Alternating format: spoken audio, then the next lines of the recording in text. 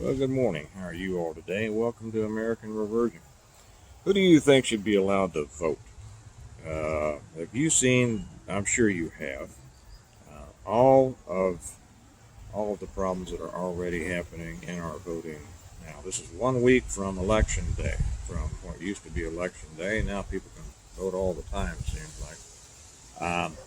I don't necessarily have a problem with that. I'm not going to get into explaining what I think should happen because I want to get to the subject at hand. But we're 1 week out from so-called election day, and we're already finding massive problems in our voting system. We're seeing destruction of ballots. We're seeing stuffing of ballots. We're seeing all sorts of things. So I'll start off with this, and that I think that messing with votes should be considered treason. When you act against, you can go to find the definition of treason, and it's acting against a government to which you uh,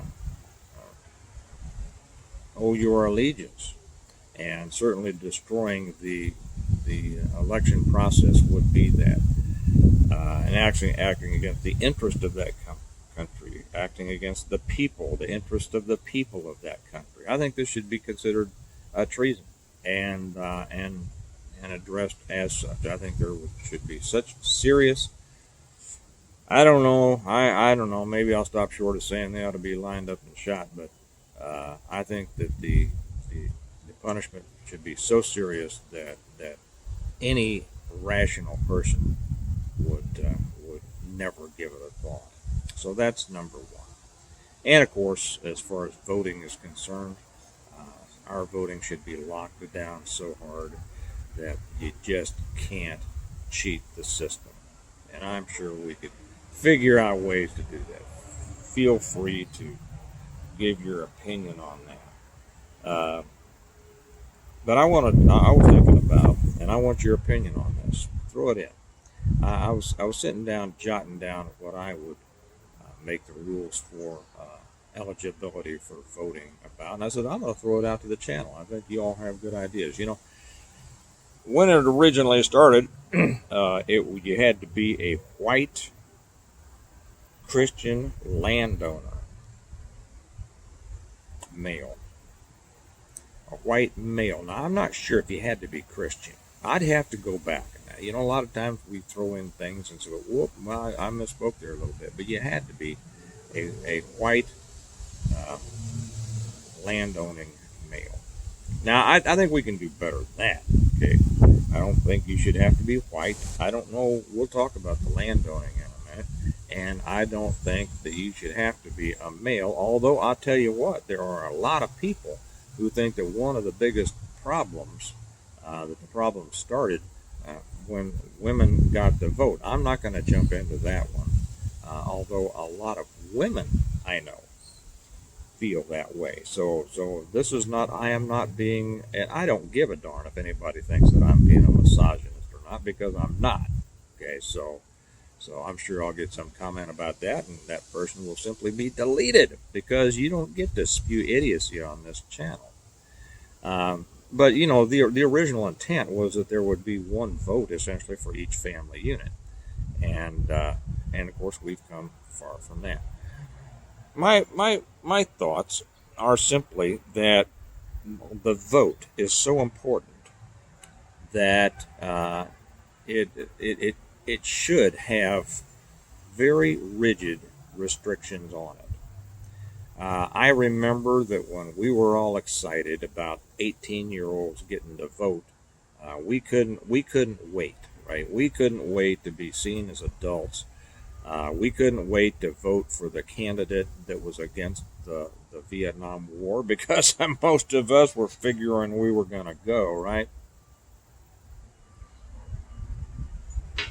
And a lot of us swallowed the Democrat pablum that they were for the people, the little guy and all that, and the Republicans were horrible people. And of course, most of us came to well, no, I won't say most of us. A lot of my generation has still never come to their senses. Uh, which brings me to the next thing. I would consider raising the voting age to 25. But then that also comes in. I know a lot of 18-year-olds that are a lot smarter and stay up on things more than 25-year-olds or more than 35-year-olds. So I'm not sure about that, but I'm going to throw that out there. Let me know what you think about that. I think that you should either have to be a natural-born citizen, or you should have had to be a citizen for a number of years. I would set the baseline at 10, going on up to 20. I don't care. A person should have to have contributed to this country for a length of time before they are allowed to participate in the steering of it. Okay.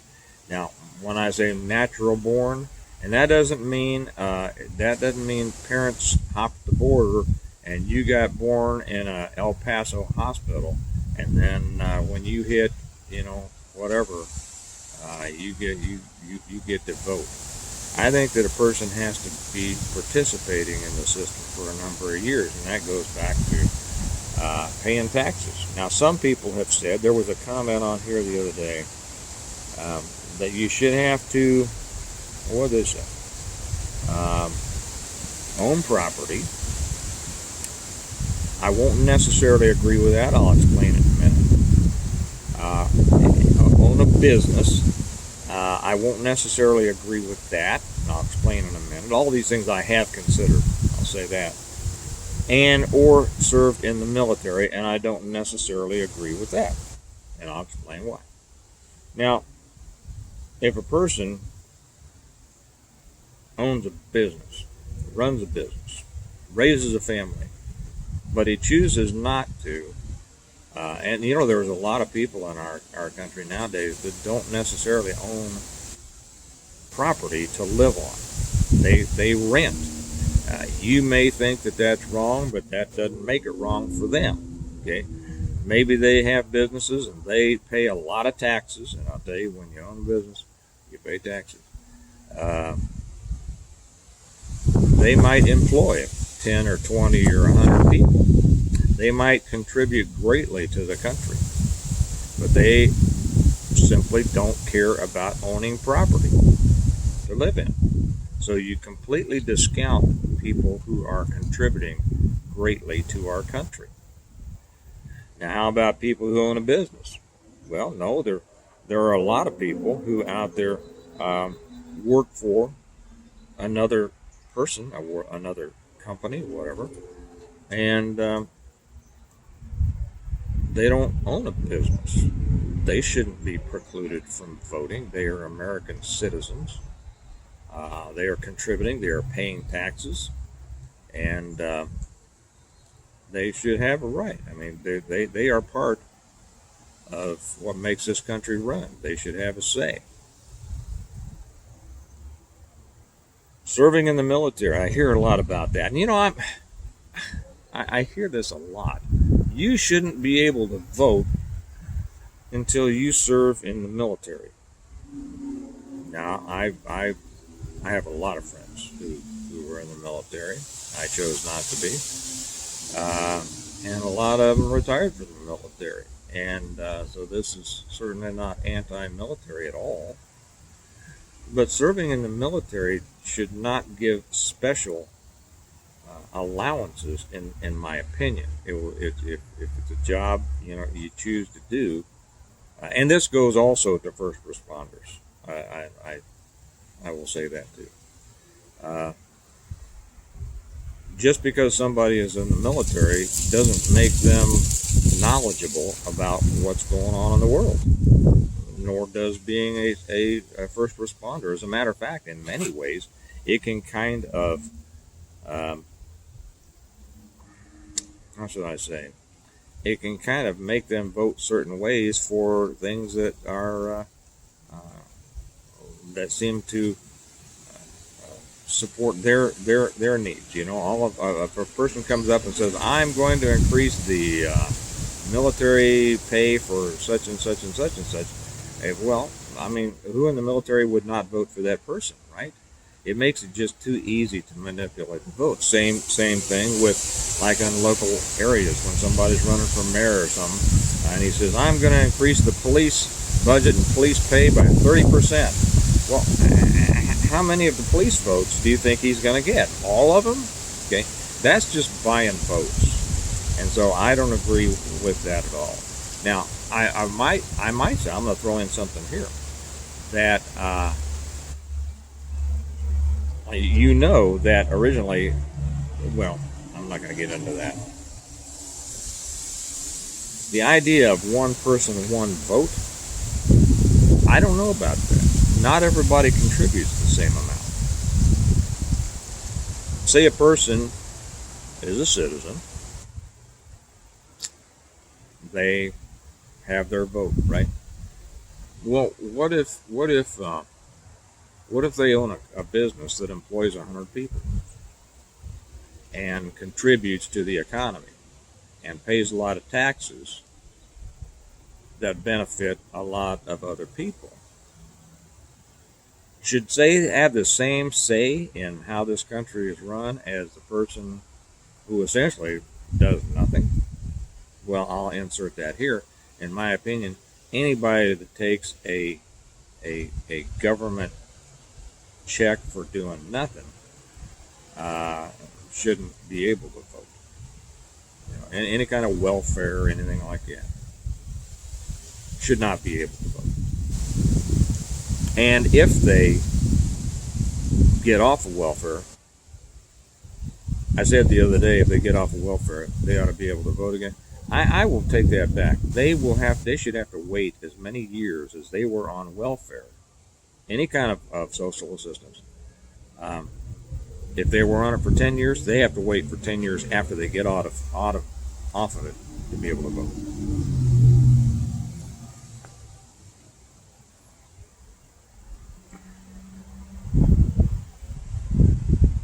If a person